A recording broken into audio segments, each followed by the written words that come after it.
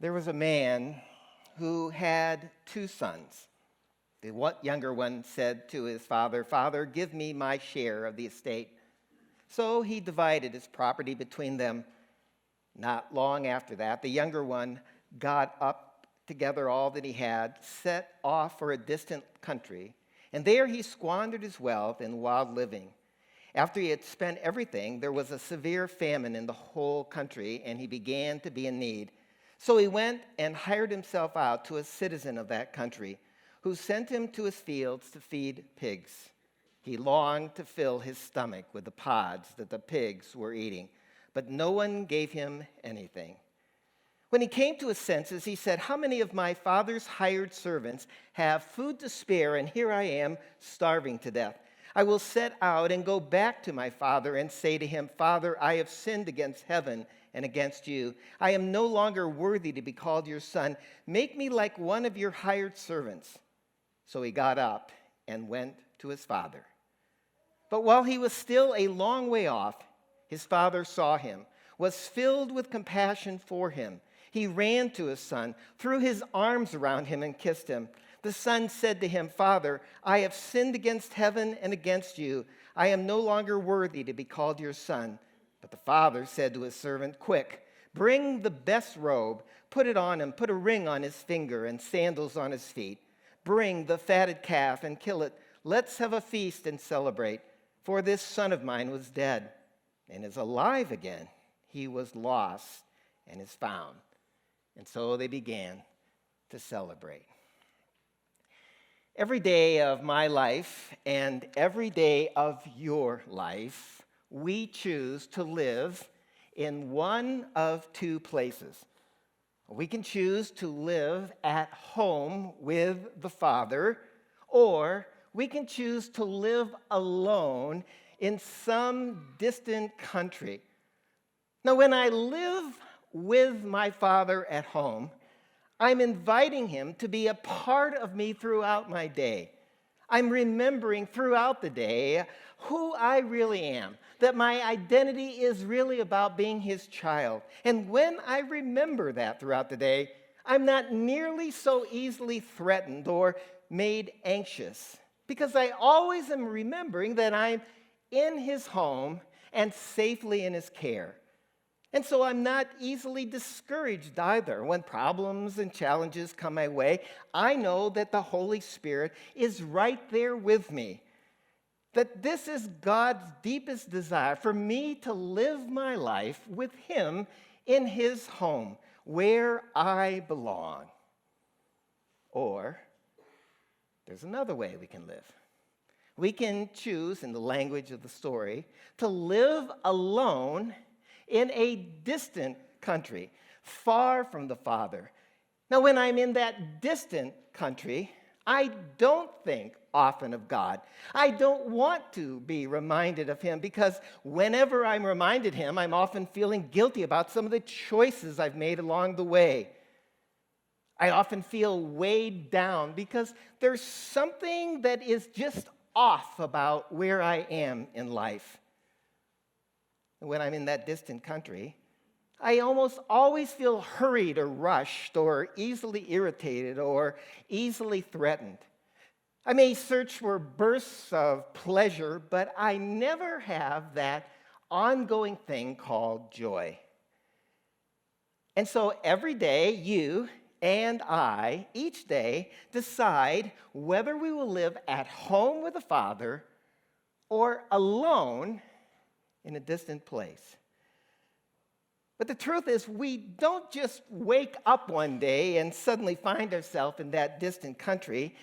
Getting to that faraway place involves a series of choices along the way. In fact, we walk past, let me suggest, a number of different milestones, if you will, in order to get to that distant place. And that's what I want us to look at this morning, the milestones that we deliberately walk past on our way to that distant place of being all alone. Now, the story that we just read begins with Jesus telling about a man, verse 1 or 11, who had two sons. Now, while we're going to look at some of these milestones in this road to this distant place, the truth is that this youngest son has already reached the first milestone before the story even starts. Because one day a thought comes to him. And the thought that comes to him is that living at home is stifling me. Living at home is cramping my style. You see this in kids sometimes, some of the kids that we have are what we call compliant kids. They love to be at home with their parents. Others of us have what we could call non-compliant children, okay? James Dobson wrote a whole book about this. He talks about a 2-year-old by the name of Frankie, a strong-willed child, a prodigal 2-year-old.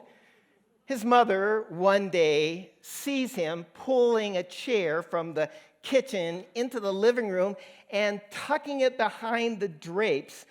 She goes over to see what this is all about and finds him staring out the front window, and he is speaking to himself very sober words. He's saying, "I got to get out of here."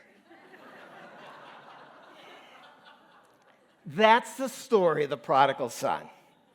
I'd be happier someplace else. Here at home, I have to do what the father says. I have to work in the fields. I got to eat with him at his table. I've got to follow the rules. I want to go somewhere else. My life would be better without those rules, where I can chart my own course, where I can be my own boss. And so, that is the first milestone in this journey to the far-off country. It's the pull, let me suggest, of escapism. It's the idea that I'd be happier somewhere else. The truth is that almost surely every one of us at some point in our life, as someone trying to follow the Lord and to follow his ways, has had those thoughts. I'd be happier on my own. I'm not sure that it is indeed the best life for me to be in the Father's house. In fact, the truth is, honestly, some of you are having that thought this morning. Some of you are being tempted to enter a relationship that you know would dishonor God. Some of you know that it has this attraction to it, that it might bring you happiness or love or pleasure, and so you're tempted to leave home. Some of you are tired of being faithful to a particular responsibility you have, maybe a task in your home or your marriage or your ministry or your parenting responsibilities. And you feel like if you could just escape that and run away from it all, you would be happier. Some of you are just tired of honoring God financially by giving, by tithing, by being generous with what you have. And you wonder if you just kind of took some shortcuts and ended up having more for yourself to enjoy, and you're tempted to leave home financially. See, this whole thing of escapism is a powerful temptation in our lives. And at that moment, that's what this son is thinking. I'd be happier somewhere else. But see, here's the thing about escapism. And here's the thing that this son never does. He never thinks it through all the way to the end. He never thinks about the implications. He's very mindful of the pull, the attraction of that fantasy, but he never thinks about the consequences. He never sees himself all apart from those he loves, cut off from his father and his family, all alone. So if you happen to be one of those people today, maybe, entertaining some of those thoughts, let me just ask you, plead with you, to take time to think it all the way through. Do you really want to, at the end of your life, look back at being unfaithful to the people you've made commitments to? Do you really want, at the end of your life, to be filled with regrets for some of the decisions you've made along the way? Well, this son doesn't do that. He keeps fantasizing about what life would be like somewhere else. And truthfully, you can't just toy with the idea of what that will be like forever. Keep thinking about it. Keep contemplating it. Keep imagining how good it will be. And sooner or later, the next step will be inevitable and irresistible. And that's what happened in verse 12. So the younger one said to his father, "Father, give me my share of the estate." So he divided his property between them. Not long after that, the younger son got together all he had, set off for a distant country, and there he squandered his wealth in wild living. So he passes from that first milestone of just thinking about it to the decision to act on that fantasy. And that's, by the way, the second milestone, the decision to act. I'm out of here, he says. And it's a huge step to cross from just thinking about it, toying with the idea, to actually carrying it out. He's convinced that he has a right to his father's property. And that's how we get over and past that just thinking about it, is we figure out ways to rationalize that decision. We will do something that violates our values as soon as we deceive ourselves into thinking it's okay. And so we think like, well, this isn't that bad if I did that, or other people do worse things than this in their business, or, well, the reason I exploded in anger at my coworker was because he provoked me, or if I'm going to live in this real world, I'm going to have to do the things that I have to do to succeed in it. And in this story, the action happens when the son says to his dad, "I want to have my inheritance and leave home now." Now, it's important to understand the nature of that request. This is not, just so you know, the story of a young man who is appropriately asserting his independence so that he can explore the wider world. That's not what this story is about. Ken Bailey is one of my favorite New Testament theologians. He was a missionary in the Middle East for most of his career. And he writes about this story in 3 different books that he's written. And in one of the books, this is what he writes. For 15 years, I've been asking people in all walks of life, from Morocco to India, from Turkey to the Sudan, about the implications of a son's request for his inheritance while his father is still living. And for 15 years, I've been asking people this. The answer has always been the same. Here's the question. Has anyone ever made such a request in your village? Never, everyone says. Could anyone ever make such a request? Impossible, everyone has said. If anyone ever did, what would happen? Well, his father would beat him, surely. Why? Well, because the request means he wants his father dead. See, the son comes to his father and says, "I want what's coming to me that will come to me when you die, but I don't want to wait until you die to get it. I want to live now as if you were dead."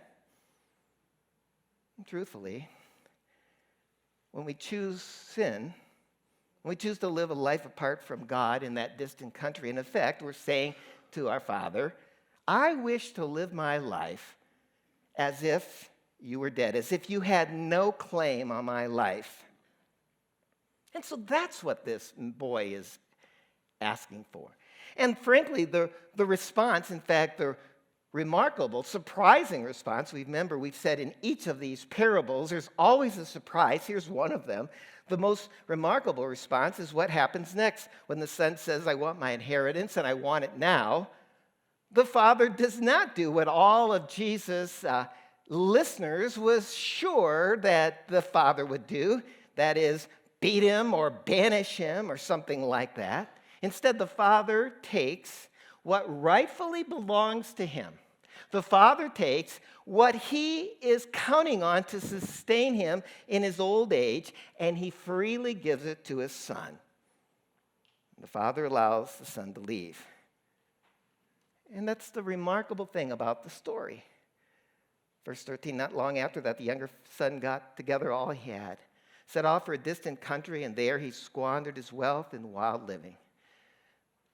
It starts, the text does, with not long after that. In fact, it's clear he's acting as quickly as he can, reasonably can. He realizes that he better act quickly, because that's the nature of sin. Honestly, when you're moving into sin, you don't want to spend a lot of time reflecting on it. You don't dare to do so, because if you think it through, you'll realize the folly of it all. And so he hurries to get prepared for this departure. And he knows that the whole community, the whole village of which he's a part, will now reject him surely for this foolishness.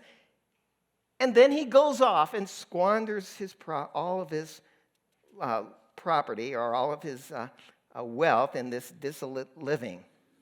And then after that, he hits the third milestone in this dismal journey, verse 14. After he'd spent everything, there was a severe famine in that whole country. He began to be in need, so he went and hired himself out to a citizen of the country, who sent him to his fields to feed pigs. He longed to fill his stomach with the pods that the pigs were eating, but no one gave him anything. The third milestone in that journey to the distant land is the consequence called pain. That is, this stinks. This stinks. The young man hits this wall called pain. And here's the thing, no matter what he had done, no matter what he was trying to do to avoid the pain, it inevitably came, because there were now no more parties, no more distractions, and certainly no more money. And so in order to survive, he's going to have to take care of pigs. Now, in the Middle East, even today, a polite way to get someone you don't want around off your back is to offer them a job you know full well they would never accept. And that's what this man does. He says, okay, you can go out and take care of my pigs, knowing full well that no self-respecting Israelite would ever take such a job. But this kid has long since lost all self-respect. He is desperate at this point. And so he takes the job. He knows ultimate pain and shame. Verse 17, and when he came to his senses, he said, how many of my father's hired men have food to spare? Here I am, starving to death. I will set out and go back to my father and say to him, Father, I have sinned against heaven and against you. I am no longer worthy to be called your son. Make me like one of your hired servants. So he got up and went to his father. Now, this is such a well-known parable that if you've been in church anytime at all, almost certainly you've heard someone speak about it. And almost certainly, when you've heard it spoken about, the people speaking have talked about this moment being the turning point of the story, where the man comes to his senses. That's the turning point. I don't believe it. The reason I don't believe this is the turning point is this is not the first time in Scripture we have heard someone say the words, I have sinned against heaven and against you.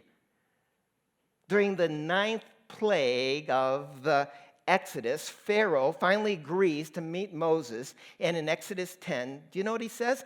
Pharaoh quickly summoned Moses and Aaron and said, I have sinned against the Lord your God and against you. And every person listening to the story Jesus told that day, every one of those scribes and Pharisees knew that story of Pharaoh. And they knew also full well that when Pharaoh said those words, he was just playing Moses. He wasn't repenting. He was just manipulating Moses for more time. And I'm frankly convinced that that's what the prodigal son is doing here. You see, the prodigal thinks he can still, even at this last moment, still resolve the problem between him and his father on his own. He knows the real solution. The solution is job training. He will acquire a skill. He will work as a paid craftsman. He will save his money, and he will pay his father back for all that he has squandered. And so he proposes installment plans for paying his father back. Make me like one of your own hired servants. And this is still a fourth milestone on that journey to the far-off country, the attempt at payback. I'll make it right, is what we're thinking. But do you see the problem? The son still thinks he can make this right on his own efforts. He can still make this right by going back to work, paying off his father for all his foolishness. Now, the reason I say this is because he doesn't say to the father, Father, I am ashamed for what I've done. Forgive me, I have broken your heart. No, the son is not talking that way. He still thinks the problem is the lost money. But the problem isn't the lost money. The problem is a broken relationship. And truthfully, I think a lot of Christians live at this very milestone. Maybe you today, maybe you have been in that far off country or headed that way. And maybe you've even hit that wall called pain. And now you come back to God and say, God, might I just have one more chance to pay back to you all I have squandered? But see, that's not the real problem, the lost money. And so the prodigal, we're told in the story, starts home. And on his way, he's beginning to steel himself for all that he's going to face. The humiliation, inevitably, from the entire village, the hostility, the things that everyone will say about him behind his back. He knows that when he gets there, that there will be all kinds of ramifications for the foolishness he's shown. And so he begins to walk toward the village, and the word spreads from home to home that he's on his way back. And when he gets into the sight of the villagers, they can hardly recognize him. He's just a shadow of the young man that they had watched leave. He's so skinny now he can hardly be recognized. He's lost everything that belongs to his father. And so as this skeletal son trudges up the hill, and all the people of the village are gathering and gaping at him at this climatic moment in the story, verse 20 at the end, while he was still a long way off, his father saw him, was filled with compassion for him, and he ran to his son. So one of the cardinal rules of the East is that noblemen with flowing robes never run. It was a violation of dignity in those days. Aristotle in his day said, great men never run, great men are run to. Great men walk slowly, like John Wayne, like the Pope, like a king.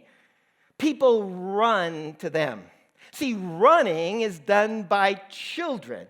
Running is done by people who are so desperate and so needy and so concerned about what they're facing that they don't care what anyone else has to think about them. But do you see what Jesus is saying here about the heart of God? He's saying the heart of God, This father's heart is so full that he forgets about his own dignity. He forgets about his robe. He forgets that everyone in the village is watching him make a fool of himself by running to his son. All he sees, this father, is this starving, aching, exhausted figure of a son that he had long since given up for dead. And he runs to him. And then, what happens next? Well, there really aren't any words for it. The father doesn't say anything. He sees this body of a child that he remembers the first time he held him when he was born that first day. He sees the body of this son of his who he had watched get stronger and grow as a child and become a full young person. And now as he looks at him, he is so emaciated that he can hardly recognize him. And so he just throws his arms around him, and he can't let go. He sees that face that he had once been seen so often with joy, and now it's just death. And he starts to kiss his son. In fact, Jesus uses a word here, translated, that he doesn't just kiss him once, he kisses him over and over and over. He can't stop. And so for all these moments, who knows how long, there are just tears of his embrace and kisses. And that is the heart of God. Whoever you are today, wherever you've been, this story reminds us. Whatever you've done, the heart of God towards you is this heart. God doesn't want you as a hired servant trying to pay him back for the things you've done wrong. He wants you as his beloved son or daughter. He wants you to just turn to him. He longs to run to you and throw his arms around you, to kiss you over and over. That's the heart of God, the heart of this Father that Jesus came to proclaim. So finally, the Son speaks. And look closely at what the Son says, because what he says to his Father is not the first draft of what he was planning to say when he was on the road. Listen, verse 21, the Son said, "Father, I have sinned against heaven and against you. I am no longer worthy to be called your son." But the Father said to the servant, "Quick, bring the best robe and put it on him. Put a ring on his finger, sandals on his feet. Bring the fatted calf and kill it. Let's have a feast and celebrate. For this son of mine was dead and is alive again. He was lost and is found." And so they began to celebrate. Do you see the difference between the first draft and what he says? When the Son actually starts to speak, there's no mention at all about a hired servant. I want to be your hired servant. Now, some people have said, well, it's because the Father interrupts him and cuts him off. It could be, but I think it's far more likely that when the Son sees the love that the Father has for him, it just shatters him. And that inexpressible showing of that kind of love is so filling of his heart, he finally gets the kind of love his Father has for him. He never dreamed that this would be the scenario that he would see come to pass when he finally got home. I mean, he had steeled himself to the possibility of a stern punishment or public ridicule. He had contemplated the idea that his Father might banish him. He never dreamed that this would be the kind of response he would get. He thought perhaps he'd be run out of town on a rail. He never anticipated that he would come to the village home as a villain and be treated like a hero. And he never thought that the tears that would flow like water would come from the eyes of his Father. The Son sees his Father, I'll suggest, for the first time. I think that the Son had no idea until that very moment what was in his Father's heart, how deeply, how inexpressible his love was for him. And he finally realized it's never been about the money. It was always about the relationship that he had almost destroyed. It was always about the heart of his father that he had nearly broken. And so the son realizes he can't earn that kind of love back. It's not his job to dictate how he's going to reshape and recommit himself to this relationship. And I think that the son realized at that point that his father's arms around him, kissing him over and over again, was the father's reminder that he loved him no matter what. And so he gives up his foolish pride of trying to somehow pay him back. And he is just overwhelmed with the surprising love of his father. And that's the last of these milestones, the surprise of grace. I don't deserve this. And the father wanted everybody in the village to know, that his son was fully restored. So he had the best robe placed on the son's back, and he put a ring on his finger as a sign of his authority, put shoes on his feet as a sign that he was free and not a slave, and said, "Let's have a party." And that was the heart of God. Philip Yancey is one of my favorite authors. He's written virtually every book he writes is wonderful. One of his best, and probably his best, is one called "What's So Amazing About Grace?" And I'd like to end just with a story he tells in that book. A young girl grows up in a cherry orchard just above Traverse City, Michigan. Her parents are a bit old-fashioned. They tend to overreact to her nose ring, the music she listens to, the length of her skirts. They ground her a few times, and she seethes inside. "I hate you," she screams at her father when he knocks on the door of her room after an argument. And that night, she finally acted on the plans that she had been rehearsing for months. She runs away. She had visited Detroit only once before on a bus trip with her church youth group to watch the Detroit Tigers play. And because the newspapers in Traverse City reported lurid details of gangs and drugs and violence in downtown Detroit, she concludes it's the last place on earth her parents would look for her. California maybe, Florida maybe, not Detroit. Her second day there in Detroit, she meets a man who drives the biggest car she has ever seen. He offers her a ride, buys her lunch, arranges a place for her to stay. He gives her some pills that make her feel better than she has ever felt in her life. She was right all along, she decides. Her parents had been keeping her from all the fun. The good life continued for a month, 2 months, a year.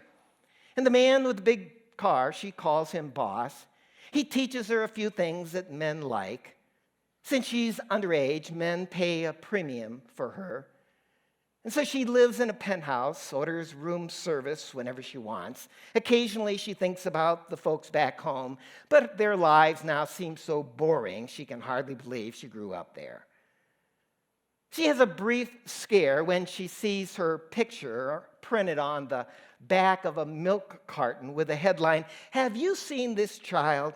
But now she has blonde hair with all the makeup and the body-piercing jewelry she wears. Nobody would dream to mistake her for a child anymore. After a year, the first sallow signs of illness appear, and it amazes her how fast the boss turns mean. "These days, we can't mess around," he growls. And before she knows it, she's out on the street without a penny to her name. She still turns a couple tricks at night, but they don't pay much, and all the money goes to support her habit. When winter blows in, she finds herself sleeping on metal grates outside big department stores. Although sleeping's the wrong word, teenage girl at night in downtown Detroit can never relax her guard. Dark bands circle her eyes. Her cough worsens. One night, as she lies awake, listening for footsteps, all of a sudden, everything about her life looks different. She no longer feels like a woman of the world. She feels like a little girl lost in a cold and frightening city. She begins to whimper. Her pockets are empty and she's hungry. She needs a fix. She pulls her legs tight underneath her and shivers under the newspaper she's piled atop her coat. Something jolts a synapse of memory, and a single image in her mind fills it of May in Traverse City when 1,000,000 cherry trees blossom all at once. God, why did I leave? She said to herself. Pain stabs at her heart. My dog back home eats better than I do now. She's sobbing now. And she knows in a flash, more than anything else in the world, what she wants to do. She wants to go home. 3 straight phone calls, 3 straight connections with the answering machine. She hangs up without leaving a message the first 2 times, but the 3rd time she says, Dad, Mom, it's me. I'm wondering about maybe coming home. I'm catching a bus up here, and I'll get there about midnight tomorrow. If you're not there, I guess I'll just stay on the bus until it hits Canada. It takes about 7 hours for a bus to make all the stops between Detroit, Traverse City, and during the time, she realizes the flaw in her plans. What if her parents were out of town and missed the message? Should she had not waited another day or so she could talk to them? Even if they are home, they probably had written her off as dead years ago. She should have given them more time to overcome the shock. Her thoughts go back and forth between worries and speech, the speech she's preparing for her father. Dad, I'm sorry, she wants to say. I know I was wrong. It's not your fault. It's all mine. Can you forgive me?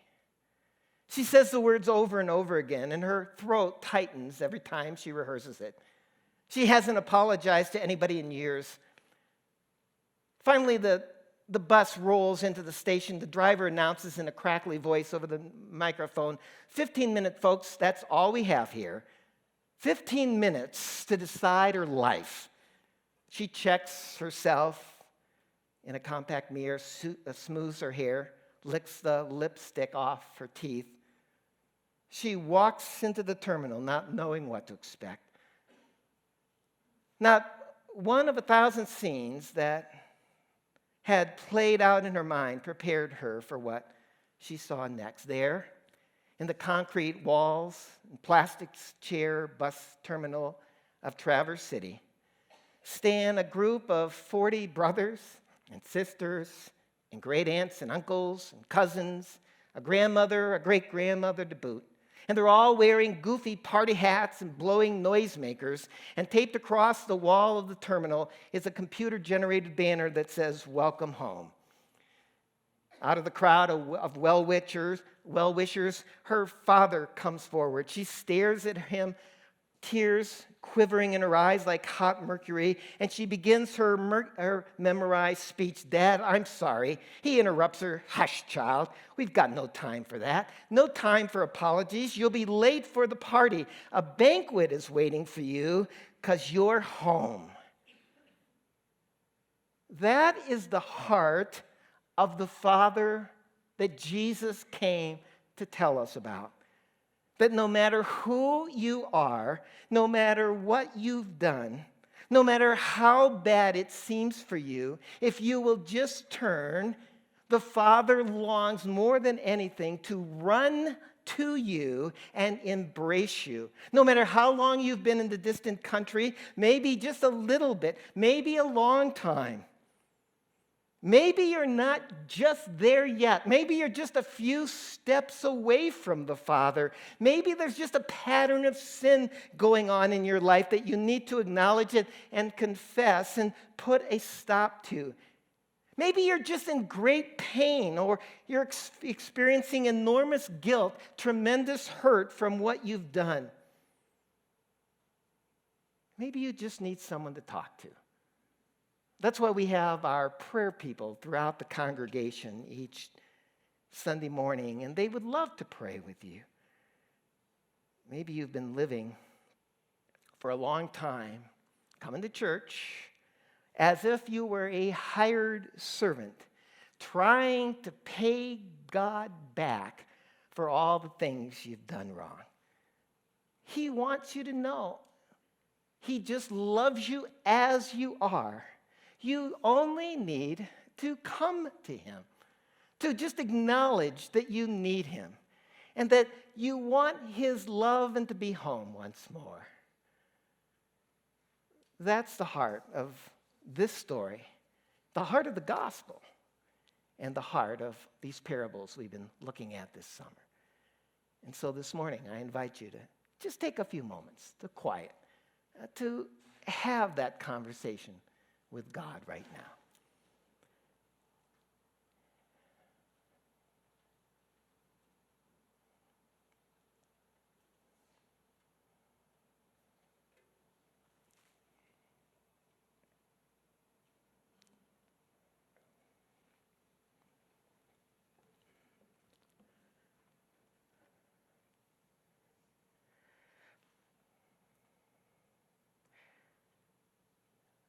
Lord, each of us today, this moment, are at different places in our life with you. Some of us are right where we ought to be and need to be, enjoying the intimacy of being in the home that we were designed to live in with you. Some of us are beginning to look beyond that home, maybe beginning to take some steps away from you. And we just pray that you will give us the wisdom to think through all of those things and the consequences of it. And some of us may well find ourselves today in that faraway country, wondering where we are all alone, wondering if we can ever come back. And Lord, we just pray that you will give us the courage to take those first steps home and let you do the rest. Reach out to us, run to us, and embrace us with your love. We pray this in Jesus' name. Amen.